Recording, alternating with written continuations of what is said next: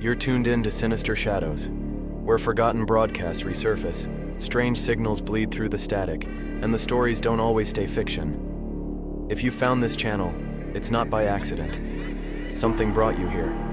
So settle in, stay quiet, and listen closely. What you're about to hear might sound like a story, but some shadows speak the truth.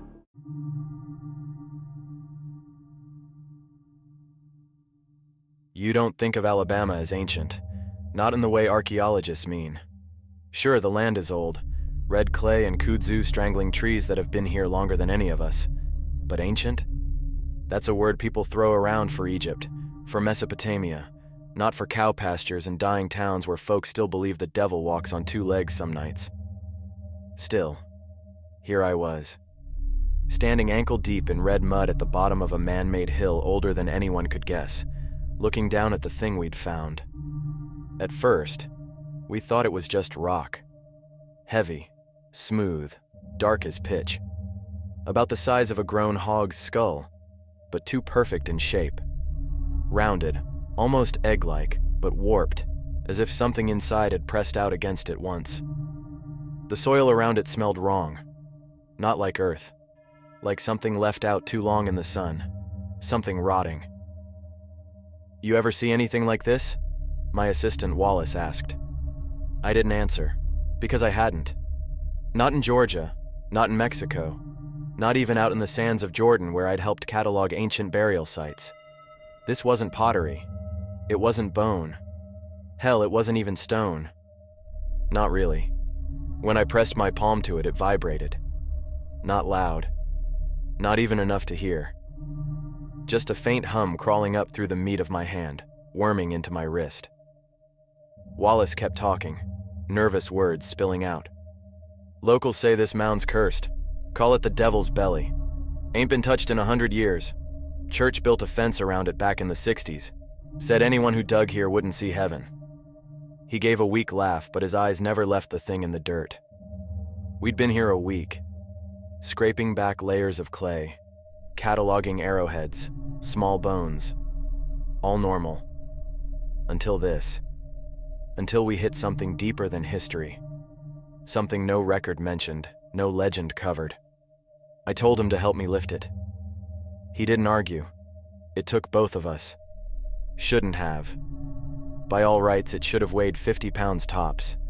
But it pulled at us, like it wanted to stay buried. Like the earth wasn't done with it yet. We got it topside by dusk. Set it on the table beneath the floodlights. And that's when things got worse. The generator failed. Just died. Phones, dead. Compass spun in lazy circles, like the north didn't matter anymore. Wallace swore under his breath, said he'd go check the lines. I stayed with the thing, watching, waiting. In the growing dark, I could swear it pulsed. Slow, steady, like a heartbeat. Something moved in the tree line. Not deer, not hogs, something taller. Thin, watching. I turned to call Wallace back, but stopped. There were prints in the mud around the mound now. Not ours, not human, not animal either. Three-toed, deep, pressed into the earth like claws. Wallace came back cussing about the generator, stopped dead when he saw me staring at the ground. Saw those earlier, he said, trying to sound braver than he felt. Figured, maybe some prank. Locals messing with us. Locals didn't walk on 3 toes. Locals didn't weigh enough to leave tracks like that. I told him to pack it up. We'd take the thing to the university, let them figure it out. He hesitated. Should we? I mean, maybe we ought to leave it.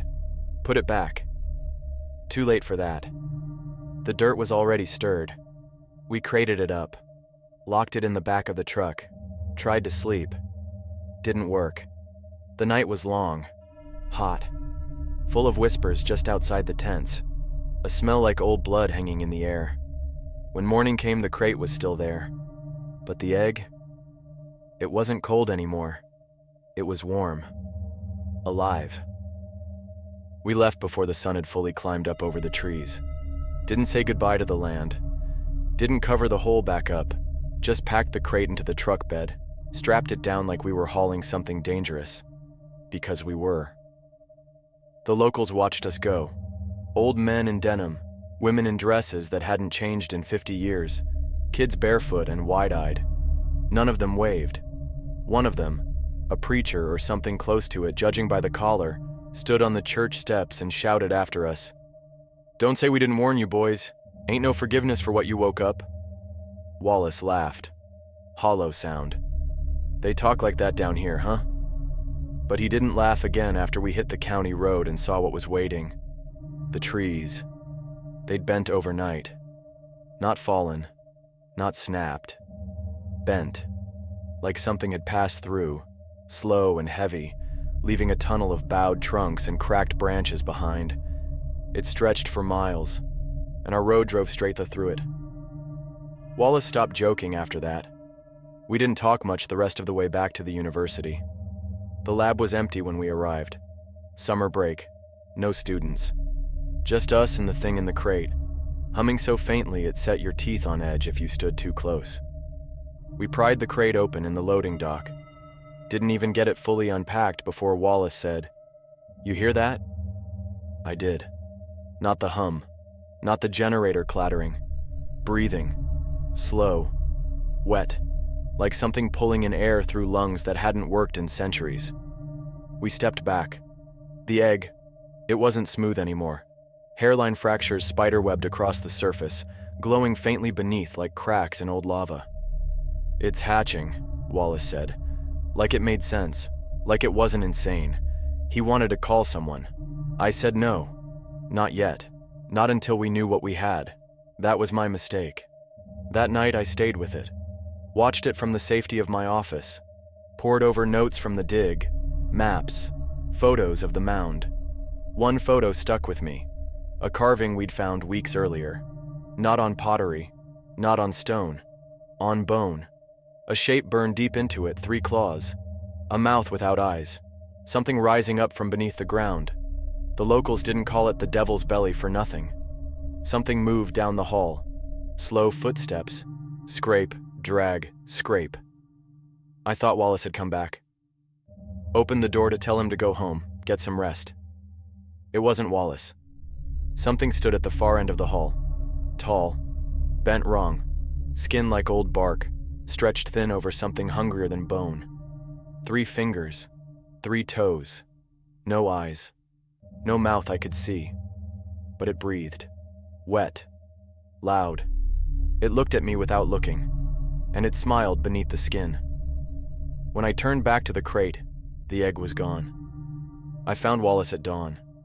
He hadn't gone home. He hadn't made it far at all. His body was crumpled against the loading dock door, throat torn out like something had scooped it with fingers sharp as shovels. Tracks led away. 3-toed. Same as the mound. Same as the thing in the hall.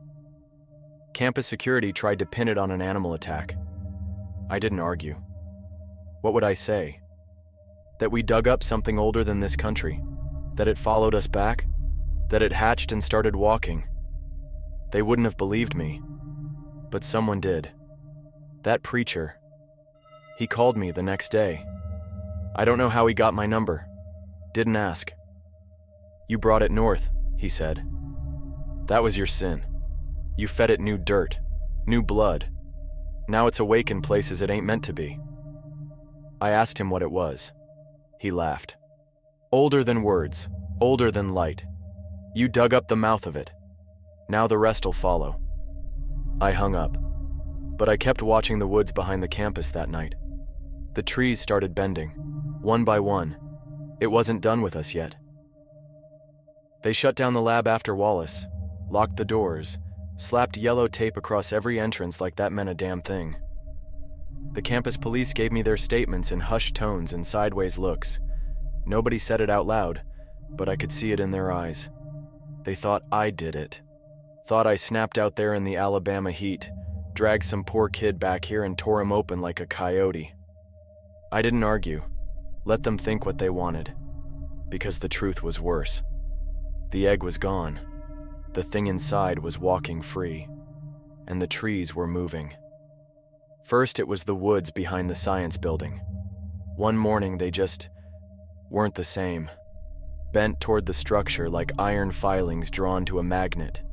Thick limbs pressed against the walls, roots clawing up from beneath the pavement, creeping through cracks in the concrete like veins hungry for blood. I watched squirrels scatter, birds vanish, insects go quiet. The woods swallowed sound whole. Students noticed, posted videos online. Weird stuff happening at State U. LOL, nature's mad. They didn't see what I saw. Things moving between the trunks. Tall shapes, thin, wrong. Faces stretched beneath skin like wet cloth. Features pressed flat where eyes should have been. They didn't walk so much as drift between the gaps in the trees, always watching without watching. And every morning the woods pressed closer. I tried to leave, packed my things, loaded the truck, hit the highway heading west. Didn't make it 5 miles before the road buckled beneath me. Asphalt splitting open like something had crawled under it in the night. Roots burst from the cracks. Not oak, not pine. Something blacker, older, grabbing at tires, dragging metal down like claws. I turned back. Had to. The preacher called again. "Still think you can run?" he asked. I didn't answer. He told me stories. Things passed down in whispers in dirt roads. Old gods buried deep. Not worshipped, not named. Fed scraps of blood and bone by people who knew better than to ask questions. "What you found wasn't no egg," he said. "It was a mouth. Just a little piece of the whole. A tooth, maybe. Now it's loose and the rest is hungry." Night came fast after that. Too fast.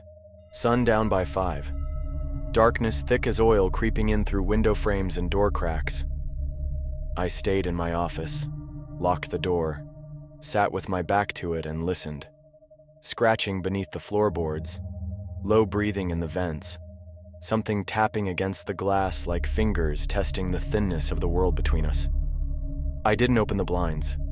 Didn't want to see what pressed its face against the other side. Instead, I looked at the mound photos again. At the carvings. The bones. 3 claws. Mouth without eyes. Something rising. I thought it was folklore. A story. It wasn't. It was a warning. I slept for an hour, maybe less. When I woke, the office door was open. Not broken. Not forced. Just open. The hallway beyond wasn't my hallway anymore.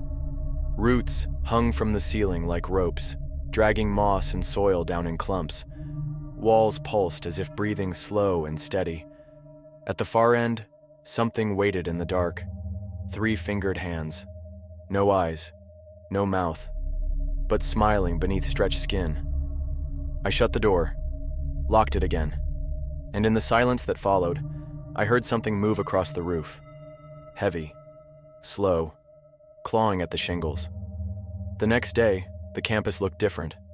Buildings sunken, tilted, glass shattered.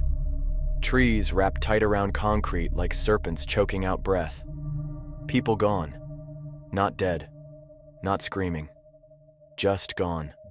Their cars still running. Coffee cups still warm. Doors still swinging open in the wind.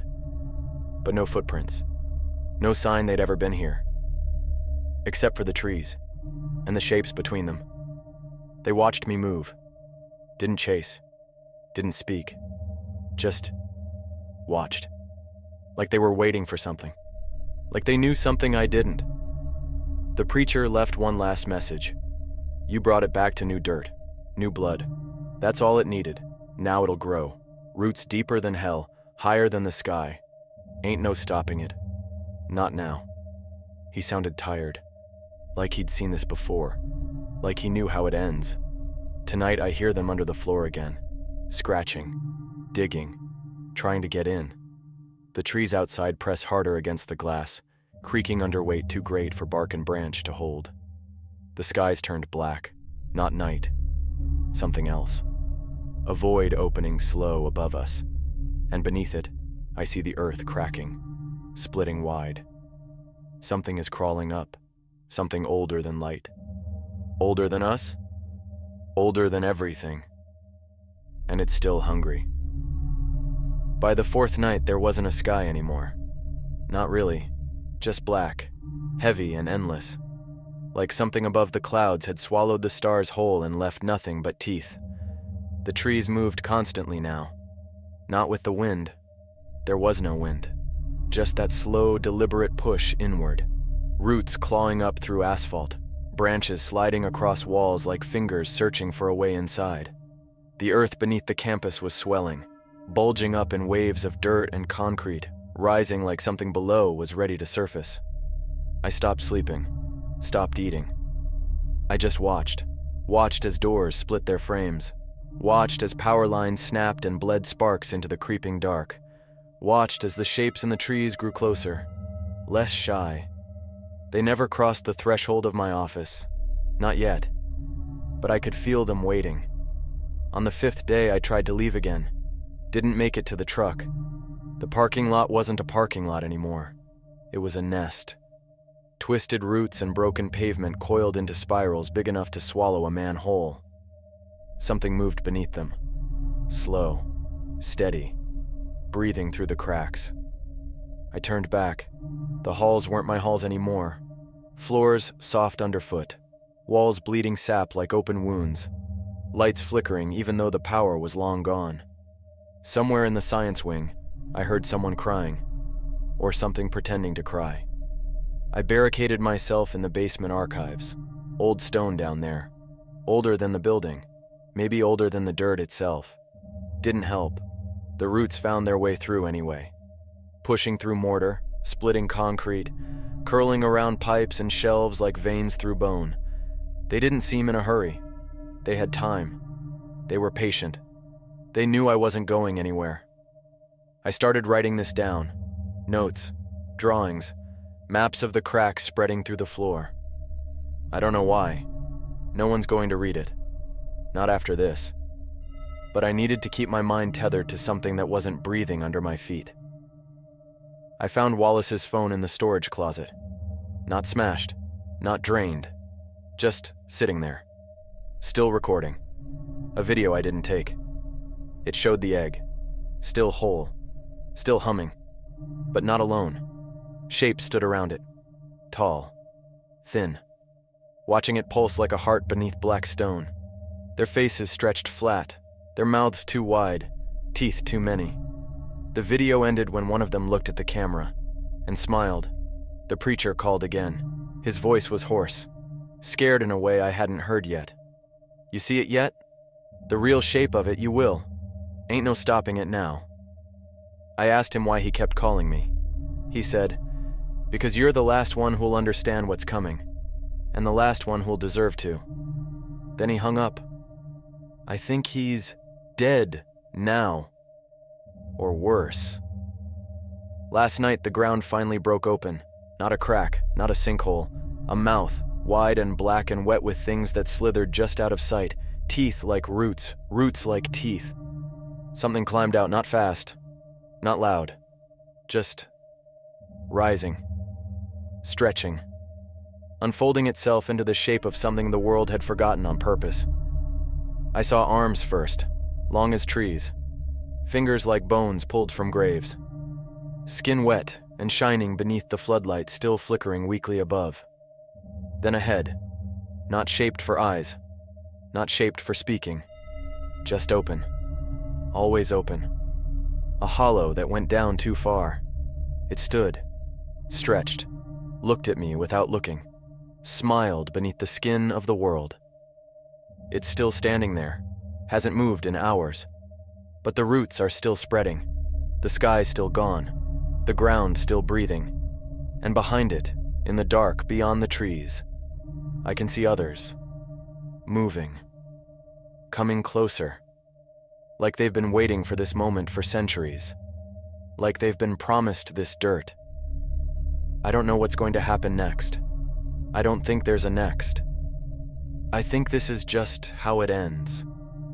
Not with fire, not with floods, but with roots pulling the world down beneath something older than death. Something we should have left buried. I haven't stepped outside in 2 days. Not really. Not beyond the basement doors, not beyond the half-collapsed stairwell that leads up into halls twisted beyond recognition. I hear things moving above me, in the walls, in the dark, under the floor.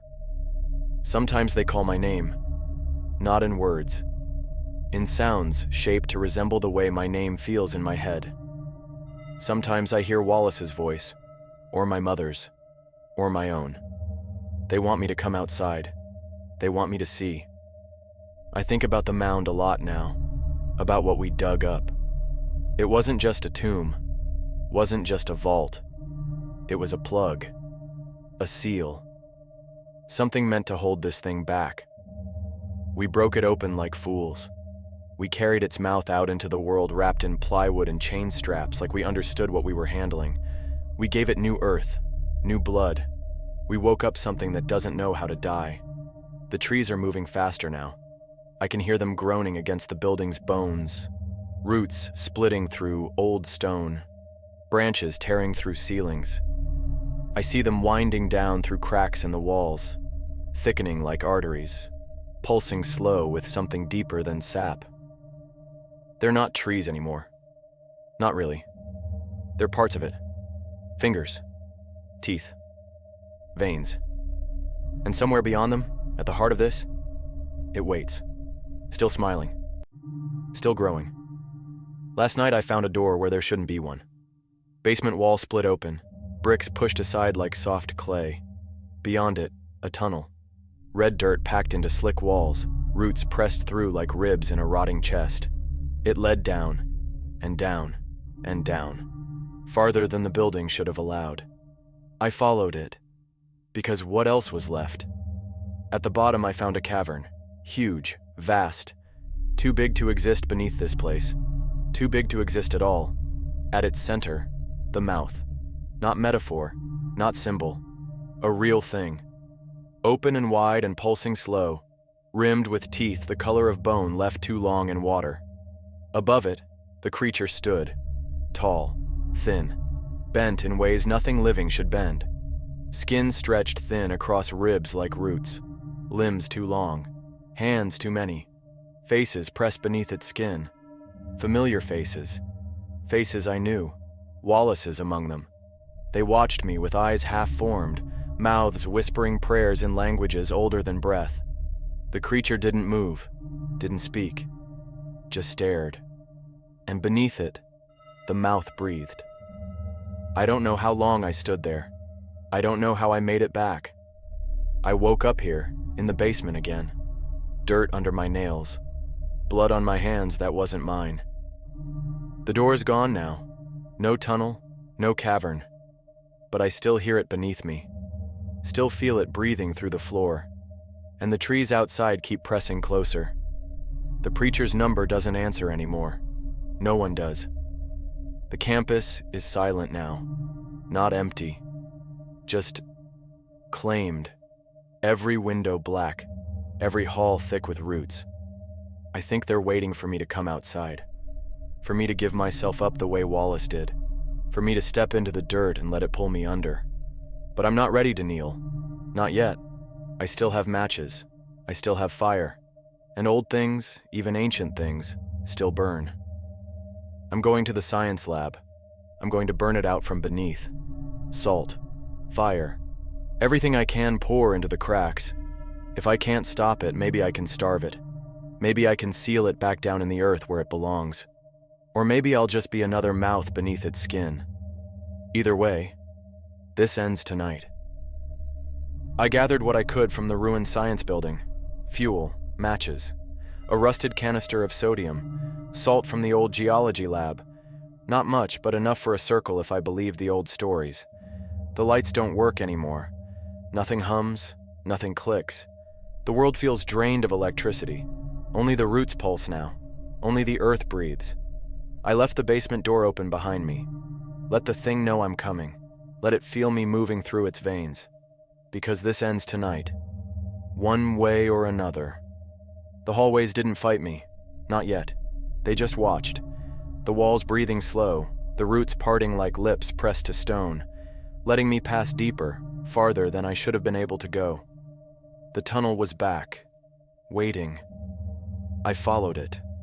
No hesitation this time. No doubt. What's fear to a man who's already swallowed whole? The cavern had grown. Wider. Deeper. The mouth at its center now yawning wide enough to swallow buildings, black and wet and hungry, beneath a sky of roots woven tight like muscle. The creature stood above it. Arms raised.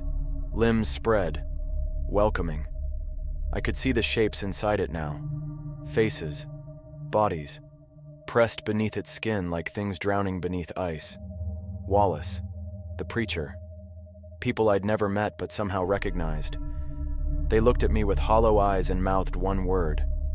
More. I didn't speak. I poured the fuel in a wide circle around the mouth. Salt over that. Sodium ready to burn hotter than hell when the fire caught. The thing watched. Didn't move. Like it wanted to see what I'd do. Like it knew it didn't matter. I struck the match. For a moment, nothing. Just the scratch of sulfur and the tiny bloom of light against so much dark. Then the fuel caught. Then the salt hissed. Then the sodium exploded white hot, brighter than the sun beneath this dead earth. Fire raced the circle. Roots shrieked as they burned, pulling back, blackening, curling in on themselves like dying spiders. The mouth howled. Not with sound, with pressure, with gravity. The air pulled inward like breath drawn too deep, like lungs trying to swallow me whole. The thing above it writhed, faces screaming, hands clawing at its own flesh as if it could pull itself apart to escape the heat. I didn't stop.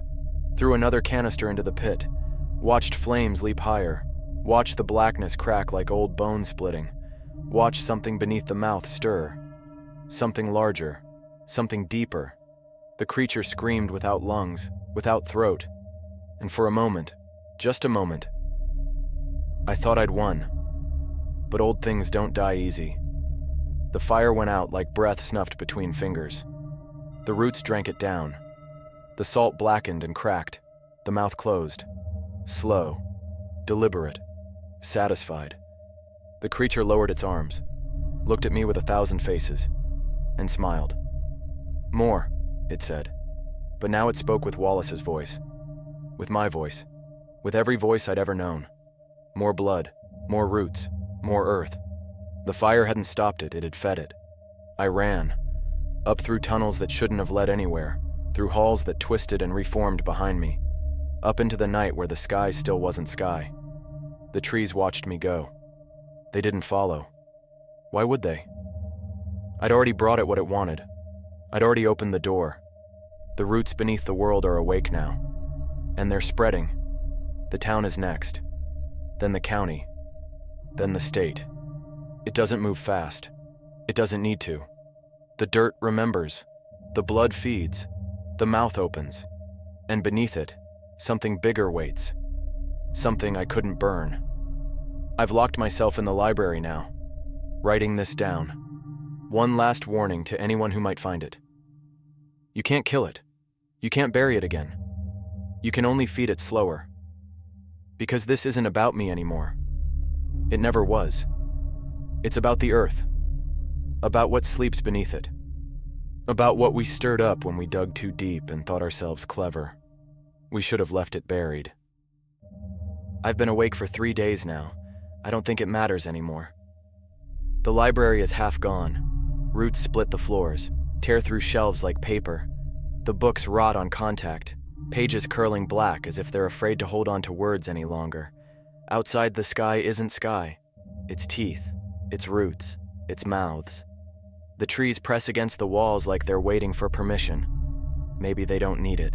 Maybe they're just playing with me now. I tried to radio for help yesterday. I tried phones, emails, anything. Nothing works anymore. No signal, no satellites, no one left to listen. The world's gone quiet in a way I don't think I'll ever forget. Not empty, not peaceful, just quiet. Like something is holding its breath, like something is waiting. The mouth beneath the world doesn't need to chase me. It doesn't even need to move. It grows. It spreads. It reaches up through the dirt, through the cracks, through the veins of roots sinking deeper every minute. It already has me. It had me the second we pulled that black stone from the mound, the second we brought it to new earth. All I did was help it stretch. I see things out the window now, shapes walking through the twisted streets. Tall, thin, bent wrong. Some still wear the faces of people I knew. Wallace, the preacher, the students who never made it home. Their bodies move like puppets strung on roots. Their mouths hang open, not breathing, not speaking, just waiting. More, always more. I think about what the preacher said, that this wasn't a demon, wasn't a god, wasn't anything with a name we could speak without bleeding for it. Just something old, older than light, older than time. A hunger deep beneath the dirt, patient beyond reason. It didn't wake because of us. It was always waking. We just gave it a crack to crawl through. There's no one left to warn, no one left to fight. Just me and this rotting building and the scratching sound in the walls. Roots pressing closer, fingers testing wood and stone, mouths whispering beneath the floorboards. Soon. That's what they're saying now. Soon. I can feel it beneath me. The mouth. Growing. It doesn't want to eat me. Not really. It wants to wear me. Like it wears Wallace. Like it wears all the others now. Another voice. Another pair of legs to walk it forward into new ground. Another tool to spread the roots. Soon, it won't need me anymore. They've broken through the walls now. I can hear the wood groan. See roots curling through the doorframe like fingers tapping on glass. There's no running left to do, no hiding, only this. Writing it down. One last truth before I'm gone. If you find this, somehow, some way, burn it. Not to stop it, not to save yourself, just to keep the words from spreading faster, to keep others from looking where they shouldn't, to keep them from thinking they can understand what waits beneath the dirt, because we couldn't, because we shouldn't, because we were warned. Some things aren't meant to be dug up. Some things aren't meant to be seen. We should have left it buried. I can hear them at the door now. Roots splitting through. Voices crawling inside my head. Soon, I'll open it. Soon, I'll step into the dirt. Soon, I won't be me anymore. Just another mouth, another root, another piece of something bigger, something that doesn't stop, something that never stops. This is the last thing I'll write. Goodbye.